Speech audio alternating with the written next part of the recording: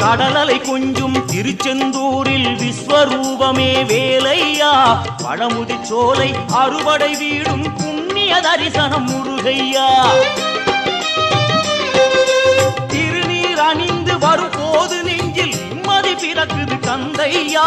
சுகனே சிவனார் மகனே உன்னை பாட பாட சுகமாகுதையா வேல் முருகா